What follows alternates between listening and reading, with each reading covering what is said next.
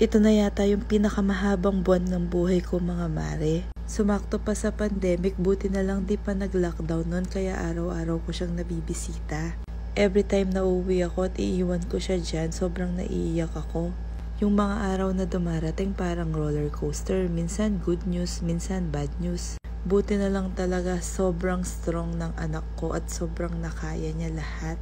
Ito na yata yung pinakamalaking budol sa buhay ko mga mare. Di naman ako na-inform na ang pagkakaroon pala ng babaeng anak ay sobrang magastos, lalo na si Jace premature. Ang tagal niya nag-stay sa ospital na walang damit. Kaya sobrang excited ako na ma-experience namin na bihisan ko na siya. Kaya ayun, simula na discharge siya, di na ako tumigil nag-add to cart, add to cart, add to cart. Tapos alam nyo ba kung kailan di siya naka-OOTD, doon pa siya nag-trending. Ngayon nag-trending naming post. Bigla akong napatingin sa mga pictures na sa phone ko kasi nagbibilang ako kung magkano na yung investment namin. Ayan pala yung mga na-invest namin, yung mga damit niya. Pinag-princess ko din pala siya, mare, tapos nag-trending, naging nanay din yan. Akala ko nga makakatipid kami kasi breast milk siya. Yung pala, every pump ko, add to cart din yung ginagawa ko sa Shopee. Nasa bio ko pala yung mga links ng mga shop na binibilhan namin ng mga damit niya simula baby siya. Kaya yung mga magkakaroon ng anak na babae dyan, good luck na lang sa inyo. 0 to 12 months pa lang na investment natin yan, may part 2 pa. 2 taon na pala yung investment namin, bukod sa premature siya, panganay pa siya, tapos babae pa, kaya talagang nabubudol ako. Simula nga nagkaanak ako, di ko na maalala kung kailan ako last time na bumili ng damit ko. Lagi na lang ako naka-black at naka-short. Basta may extra pera ako, puro add to cart yung ginagawa ko.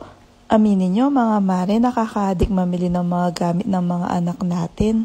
May mga nagtatanong nga, ba't di daw siya naubusan ng mga damit? Sabi ko naman, di talaga siya maubusan ng damit. Pero yung nanay niya, ubos na yung pera. Sabi ko nga sa asawa ko, magpasalamat siya, ito lang yung bisyo ko. Link on my bio pala kung saan namin binibili yung mga OOTD niya. Tapos pakisubaybayan nyo na rin pala kami dito sa TikTok kasi pamimigay namin yung ibang OOTD niya.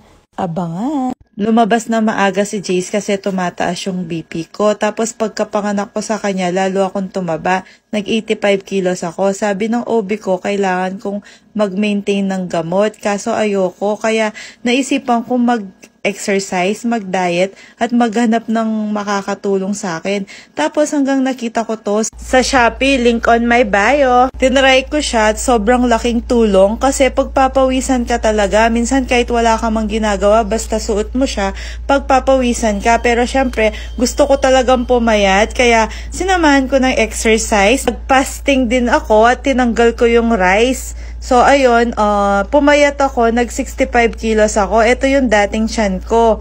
Tapos, naging ganito na lang siya. Actually, naging 60 kilos ako. Kaso, in-stop ko yung fasting at di na rin ako nag-workout. Pero yung sweatshirt, sinusuot ko pa rin siya araw-araw.